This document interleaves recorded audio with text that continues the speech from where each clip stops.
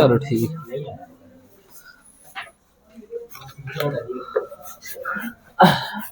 अमन कल आए थे क्या? कल कौन कौन आया था?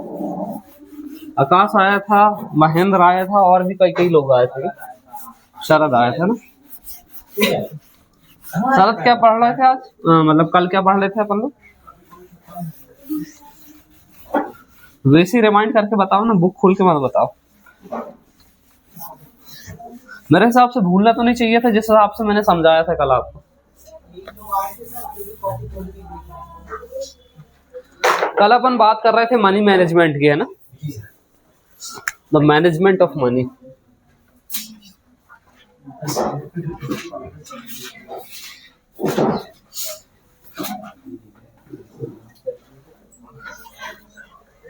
प्रदीप तुम्हें कल ये वाली क्लास लगानी थी, पता है बहुत महत्वपूर्ण है। चलो फिर भी मैं एक ओवरव्यू दे देता हूँ उसका। कल जो मैंने ब्रीफ में आपको समझाया था, ब्रीफ में क्या विस्तार से समझाया था मैंने।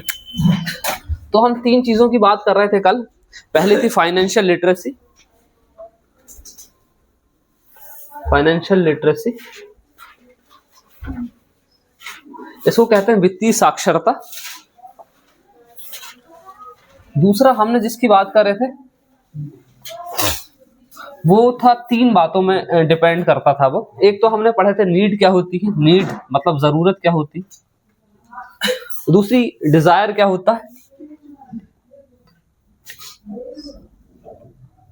डिजायर क्या होता है। और तीसरी हमने जो पढ़े थे उसको हम कहते हैं लग्जरी क्या होती। कल जो आए थे वो मत बताना, कल जो नहीं आए थे वो बताओ। थोड़ा समझ लो, नीड मतलब होता है जरूरत, जरूरत। डिजायर मतलब होता है आपकी इच्छा, और लग्जरी मतलब होता है विलासिता। इसमें अंतर बताना है आपको, जो आज ही आए हैं कल नहीं आए थे, डिफरेंस बताना है आपको।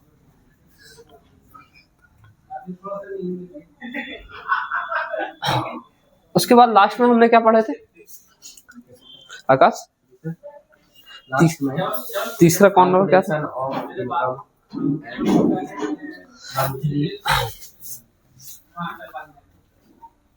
मंथली इनकम और एक्सपेंडिचर के बारे में पढ़े थे ना?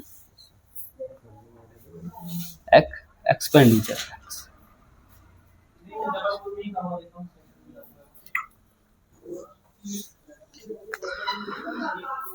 तो फाइनेंशियल लिटरेसी वो होती है जो अपन फाइनेंस के बारे में, या मतलब मनी मैनेजमेंट के बारे में जो भी बात करता है ना, तो उसकी जानकारी को फाइनेंशियल लिटरेसी कहता है। जैसा कि आपकी आय और व्यय का जो भी खर्चा है पूरे डिटेल है, आपको कहाँ पे खर्च करना है, क्या सेविंग करना है, सेविंग के बाद आप एक्सपेंडिचर कैसे कर रहे हैं, एक्सपेंडिचर के बाद आप क्या करते हैं, निवेश यानी इन्वेस्टमेंट कैसे करते हैं। वो जो सारा सर्कल है, वो जो अकाउंटेंसी वगैरह मैनेजमेंट करते हैं, वो सारी जो सिस्टम है वो काय में पढ़ाई होती है।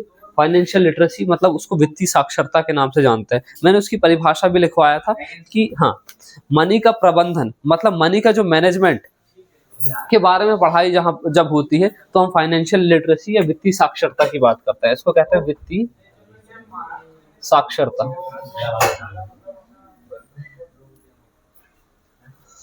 बैठो बैठो। अब फर्स्ट टाइम आए हो क्या? पहले आए थे ना? क्या नाम है आपका? विवेक ना? विवेक, अपन आज जो पढ़ रहे हैं ना एम्प्लॉयबिलिटी स्किल का मॉड्यूल 8 है, उसकी मैं बात करूं। बंद हो गया क्या? अच्छा,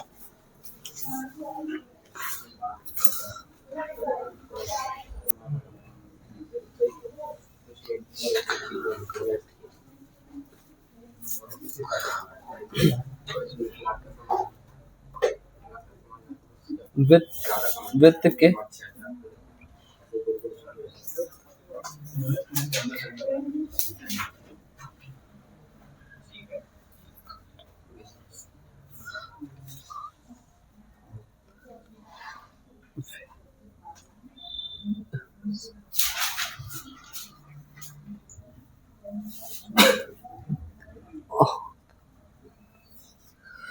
फाइनेंशियल लिटरेसी या वित्तीय साक्षरता किसके बारे में जानकारी देती है? एक तो अपनों को जानकारी देती है वित्त के प्रबंधन के बारे में, कि आपको वित्त का प्रबंधन मतलब आपका मनी का मैनेजमेंट कैसे चलता है। उसके बाद आप जो आय है, मतलब जो भी आपकी इनकम है, उसके बाद आप उसको व्यय जो करते हो, आज व्यय यानी एक्सपेंडिचर कहते हैं इसको, एक्सपेंड लिख रहा हूं, से संबंधित रिलेटेड जानकारी होती। अब मैं इसमें पूछ रहा था कि मेरे को ये बताओ प्रदीप कि आपकी जरूरत और आपकी इच्छा दोनों में क्या अंतर है। मैंने इनको अच्छे से समझाया हूं। आर्यन तुम आए थे ना कल? नहीं आए थे। इच्छा क्या होती है और जरूरत बोले तो नीड, जिसको आपको जरूरत है, मतलब उसके बिना आपका काम नहीं हो सकता, उसको क्या बोलते हैं अपन? जरूरत बोलते हैं।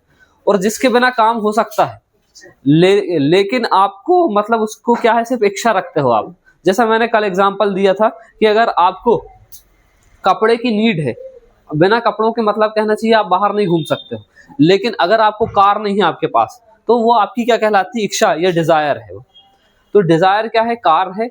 और आपकी जो नीड है कपड़ा है, या मतलब कहना चाहिए फूड है, ये सारी चीजें आपकी जरूरत है। और लग्जरी क्या होता है? जब आपके पास बहुत ज्यादा पैसे हैं तो जब आप उसको यूज करते हो, जैसा कि मान लो कुछ बहुत महंगी चीज आपने खरीद ली हो, जैसा कि कई करोड़ों का मकान ले लिया आपने, जबकि आपको नीड अगर किराए से भी मकान से भी पूरी होती थी, वो अलग चीज है। तो ये विलासिता कहलाती है। जैसा कि आपने बहुत महंगी कार खरीद ली है, जैसा कि ऑडी खरीद लिया आपने, तो ये क्या है? विलासिता की बात होती। अब मैंने इसमें सबसे जो मेन चीज बताया था कल, वो था इनकम और एक्सपेंडिचर को कैसे करते हैं सही मायने में। तो कैसे इनकम और एक्सपेंडिचर किया जाता है?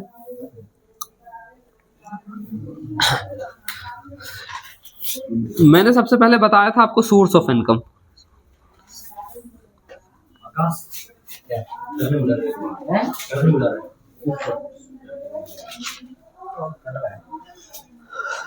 जयदीप, आप मतलब डोमिनोज में काम करते हो?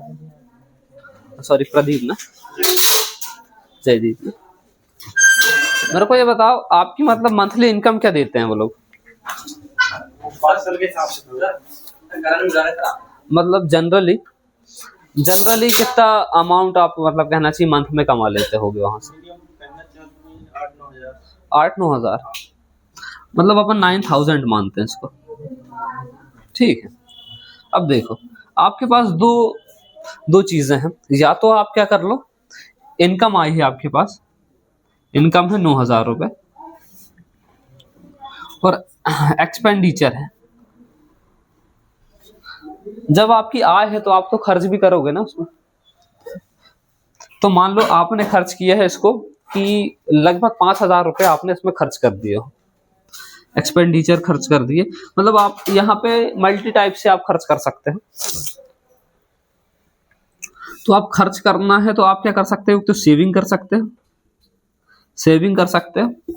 और डायरेक्ट आप मतलब कहना चाहिए आपकी कुछ जरूरत है, अगर नीड है उसको पूरा कर लोगे, और कुछ आपके डिजायर हैं वो पूरे कर लोगे,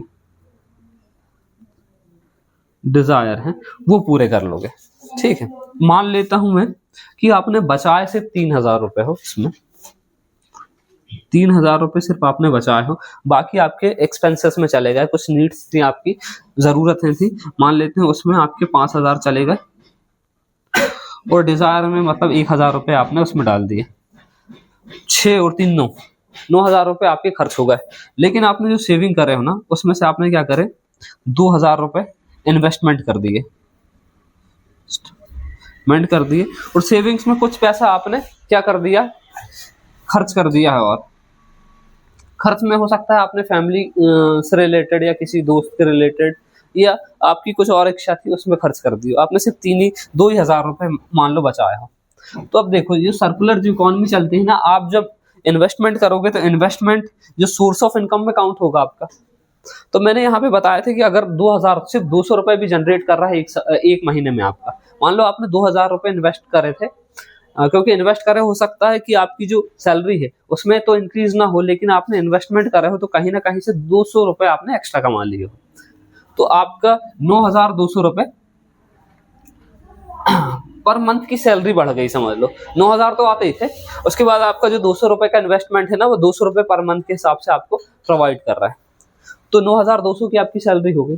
अब आपने फिर कमाए 9,200 में, और आपने 2,000 जो कमाए थे ना, मतलब इन्वेस्टमेंट करने के लिए, अब 200 रुपए डायरेक्ट आपने और ऐड कर लिए उसमें, ये 200 रुपए तो आएंगे ना आपके, और कुछ पैसे मान लो कि 200 रुपए 20 रुपए और जनरेट कर दिया इसने, तो आपका क्या है, इन्वेस्टमेंट में भी 200 और 200 400 और 420, तो 9,420 रुपए आपकी सैलरी हो गई। ये फर्स्ट मंथ की थी सैलरी आपकी, फर्स्ट मंथ की थी, ये सेकंड मंथ की थी, जब आपने क्या चीज करे, उसमें इन्वेस्टमेंट चालू कर दी है। तो देखो 9,200 रुपए की आपकी पहली सैलरी थी, उसके बाद 9,420 रुपए आपकी दूसरी सैलरी थी। अब यहाँ पे देखो इसके डबल हो जाएंगे आपके, डबल नहीं होंगे आई थिंक, आपने मान लो कि 9,400 रुपए यहाँ पे इनकम थी आपकी, तो यहाँ पे ये जो था 200 रुपए, मतलब 400 रुपए ने और एक्स्ट्रा क्या काउंट करे, 40 रुपए और काउंट कर देंगे आपके, 240 440 हो जाएंगे आपके। और अगर मान लो 200 रुपए इंक्रीज करते हैं तो यहाँ पे थोड़ा सा और अमाउंट ऑफ बढ़ जाएगा इसमें, मान लो कि यहाँ पे 9,600 रुपए तक आपने पहुंचा दिए इसको, मतलब देखो आपकी जो सैलरी है ना वो बढ़ते जा रही है, और नेक्स्ट मंथ तक लगभग आपकी 12,000 रुपए, नेक्स्ट मंथ बोल रहा हूँ, लगभग 1 साल के बाद आपकी 12,000 रुपए इसी ग्रोथ के अनुसार आप चलोगे तो हो जाएगी। देखो 200 रुपए मतलब आपके हर महीने बढ़ रहा है, मान लेते हैं हर महीने 200 रुपए इंक्रीज हुए, प्लस उसमें क्या है, ये 20 रुपए 40 रुपए और बढ़ रहे हैं, तो अपन मान लेते हैं 250 रुपए आपके हर मंथ इंक्रीज हुए। 12 मंथ में अपन काउंट कर रहे हैं कितने इंक्रीज कर रहे हो आप, ठीक है। तो 12 दूनी 24, ये 24 हो गया, ये 2 जीरो लगाया अपन ने, 12 पंचे 60, ये हो गया। देखो आपने लगभग 3,000 रुपए का इंक्रीज कर लिया, आपकी जो सैलरी थी 9,000 से 3,000 रुपए और प्लस हो गई है, लगभग आपके 9 10 11 12, देखो 12,000 रुपए हो गए ना आपके। तो 1 साल में आपने 12,000 को इंक्रीज कर लिए, दूसरे साल में लगभग आप इसमें कितना और एड ऑन कर लोगे, क्योंकि ये तो पर्टिकुलर बढ़ते जा रही है ना, यहां से 6,000 रुपए और इंक्रीज कर लोगे आप लगभग दूसरे साल में, तो आपकी जो सैलरी हो जाएगी 6 और 2 8, 18,000 रुपए करीब हो जाएगी। लेकिन आपको क्या है, पर्टिकुलर इन्वेस्टमेंट करते रहना। तो ये जो इकोनॉमी है ना, तो आपकी इनकम और एक्सपेंडिचर मायने रखता है कि आप किस चीज में इन्वेस्टमेंट कर रहे हैं, या किस चीज को, उसको मनी को कैसे यूटिलाइज कर रहे हैं। तो यूटिलाइज करना बहुत जरूरी है, और इन्वेस्टमेंट साथ में करना बहुत जरूरी है। और यही जो सारा कैलकुलेशन है आपके माइंड में, जो कैलकुलेशन है, इसकी जब बात होती है ना, उसको कहते हैं फाइनेंशियल लिटरेसी, मतलब वित्तीय साक्षर हो आप इस चीज के बारे में, ठीक है। अब उसके बाद आगे बढ़ते हैं अपन, ये बात कल ही हो गई थी, मैंने बहुत ज्यादा क्वांटिटी थी लोगों की, तो इसलिए मैंने दोबारा से बता दी, क्योंकि बहुत जरूरी चीज है। अगर आपको ठीक से जीवन जीना है ना, ये बहुत जरूरी है आपके लिए। अब एक काम करते हैं, कैलकुलेशन सीखते हैं अपन, चलो थोड़ा सा ना प्रैक्टिस कर लेते हैं इसमें। अभी भी काफी लोगों को हिचकिचाहट है कि ये दोनों में अंतर क्या है, तो एक थिंकिंग बॉक्स बनाते हैं, उसमें आप बताना कि नीड क्या है, डिजायर्स क्या है, और लग्जरी क्या है, ठीक।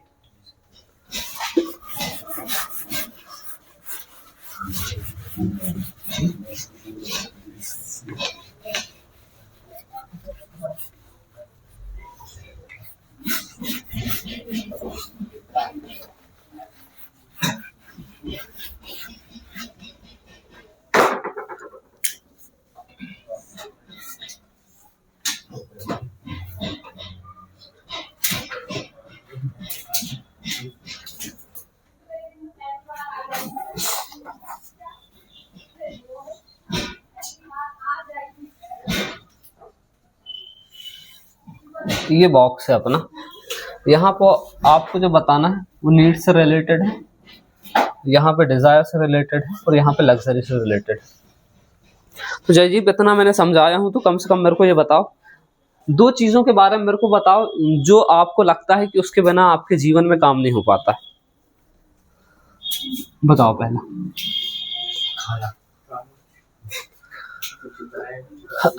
फूड ना, ठीक है, एक और।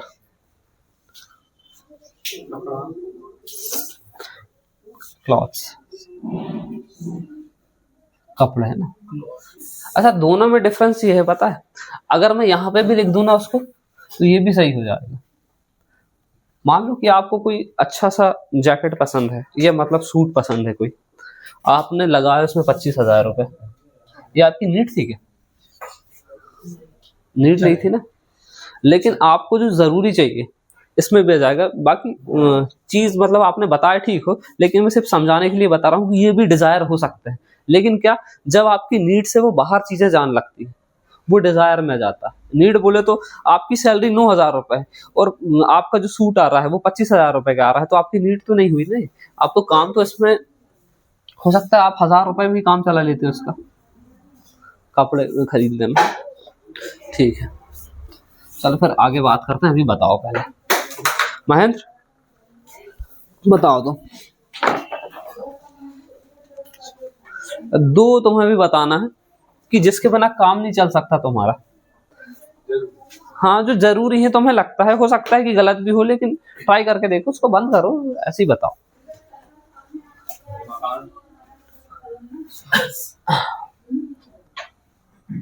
घर होना चाहिए बढ़िया, सही है। मनी, मनी भी आ सकता है, लेकिन वो थोड़ा सा मतलब सब्जेक्टिव है, लेकिन ठीक है। करण भी आया है, करण तो कल भी आया है। करण, मेरे को मैं ये पूछ रहा हूँ कि नीड्स के बारे में पूछ रहा हूँ। मेरे को ये बताओ, जयदीप ने दो चीजों के बारे में बताया है कि फूड मतलब खाना और क्लॉथ मतलब कपड़े, इनके बिना काम नहीं चल सकता। और महेंद्र बताता है कि घर और पैसों के बिना काम नहीं चल सकता। तो मैं दो चीज बताना है कि किसके बिना काम नहीं चल सकता। शिवम से पूछ लो, वो उसको पता है, एक तो बता ही देगा।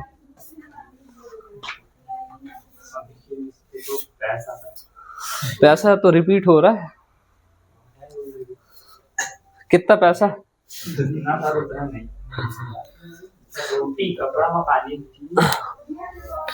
एजुकेशन। देखो, नीड मतलब जरूरी चीजें की बात कर रहा हूं मैं, उसके बिना काम हो सकता है किसी का चल जाए, लेकिन जो सबसे ज्यादा प्रायोरिटी में जो चीजें आती है ना, एक तो होता है हेल्थ। हेल्थ मतलब आपका स्वास्थ्य कैसा है। एजुकेशन मतलब आपकी शिक्षा कैसी है। ये सारी चीजें जो जरूरी चीजों में आती है। हो सकता है आप कुछ ऐसी कंडीशन में हो तो बिना आपके बाइक के काम नहीं चल सकता, और आप जिस युग में जी रहे हो मतलब डिजिटल सारी चीजें हो गई, हो सकता है आपका जो पेमेंट का इशू है बिना मोबाइल के काम नहीं चल सकता आपके।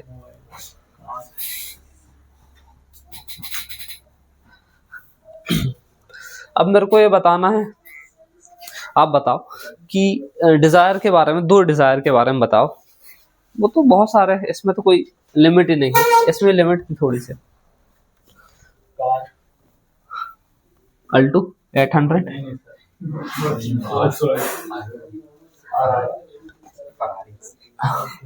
कौन सी कार? नॉर्मल ना, क्या कुछ लग्जरी तो नहीं? शरद तुम बताओ, एक डिजायर के बारे में बताओ।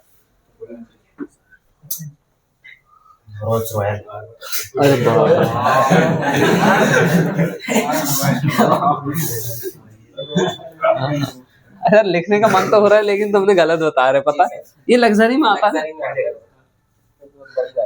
अमन तो बताएगा, अमन बताओ।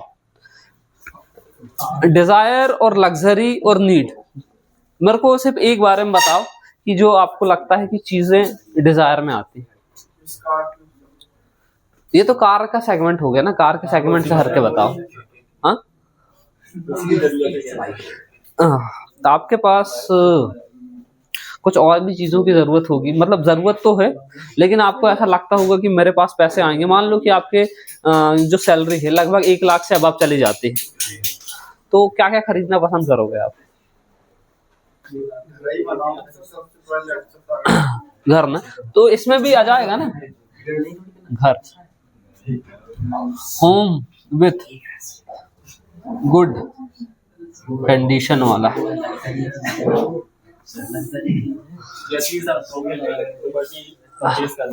प्रॉपर्टी भी आ जाएगा। बहुत सारी चीजें हैं यार। अगर आपको कुछ मान लो कि एप्पल के मोबाइल आपको बजट में नहीं आते हैं, आपकी जरूरत में तो नॉर्मल मोबाइल भी काम चल जाता है। हाँ बिल्कुल आ जाएगा, लेकिन दुकान उसमें थोड़ा कंट्रोवर्सी हो सकती है कि आपकी नीड भी हो सकती है कि यार दुकान के बिना काम नहीं चलने का, या फिर हाँ शॉप, उसको ऐसा बोलो कि मतलब कहना चाहिए थोड़ी अच्छी कंडीशन वाली शॉप, जिसमें अगर आपको पीओपी का यूज नहीं करना था, नॉर्मल दुकान में भी काम चल जाता, क्योंकि आपके मतलब सोर्स ऑफ इनकम में चल रही है वो लेकिन आपने थोड़ा सा और उसमें तामझाम कर दिए, तो वो क्या है, वो आपकी डिजायर में कन्वर्ट हो जाएगी। जैसा हो सकता है लैपटॉप आप 1.5 लाख 2 लाख रुपए का खरीदना चाह रहे हो, कोई मोबाइल फोन है जिसकी कीमत 2 लाख से अब जा रही है, कोई ऐसी चीज हो सकती है, बहुत सारी चीजें हो सकती है। अब सिर्फ विलासिता के बारे में बताना, बैठ जाओ ना तुम, खड़े क्यों रहते हो? एक बार बताया, करण बताओ। करण बोल रहा हूँ, सॉरी आर्यन। आर्यन बताओ लग्जरी क्या होती, और एक दो वस्तुओं के नाम बताओ। इसने तो बताया ही था अभी, तो मुझसे थोड़ा सा डिफरेंस बताना। और ये कॉलेज का क्या है तुम्हारा, बनवा है? अच्छा पीजी कॉलेज जाएंगे, तो यहाँ की ड्रेस पहनो ना भी और जाते जाते फिर बदल लेना। हाँ बताओ। वर्ल्ड टूर पे जाना लग्जरी तुम्हारे लिए?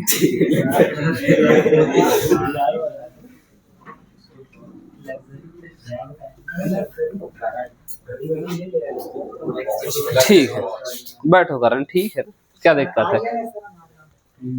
वर्ल्ड टूरिज्म में आप जाओगे कौन सी वाली, इतिहाद एयरलाइंस में जाओगे या फिर एयर इंडिगो में जाओगे, कौन से में जाओगे? शिवम आप बताना चाहेंगे कोई एक लग्जरी का नाम? फिर उसके बाद विवेक बताएगा, वो सोच रहा है कब से पूछ ही नहीं रहा है मेरे से, दिमाग में रख के बैठा हूं मैं। क्यों शिवम, तुम्हारे पास लगभग बहुत सारे पैसे आए हैं और तुम्हें कोई चीज खरीदना है, क्या खरीदना चाहोगे? थार तो नहीं लेना? कार आएगी ना।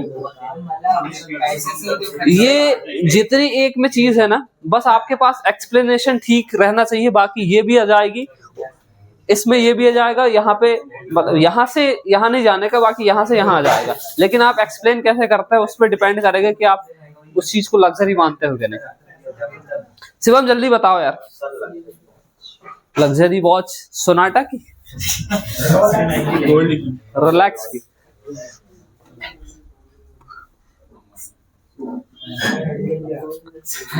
कितने की है शिवम रोलेक्स? स्टार्टिंग कहाँ से होती है इसकी? ठीक, मतलब ऑलमोस्ट सभी समझ लिए हो ना कि क्या चीज है।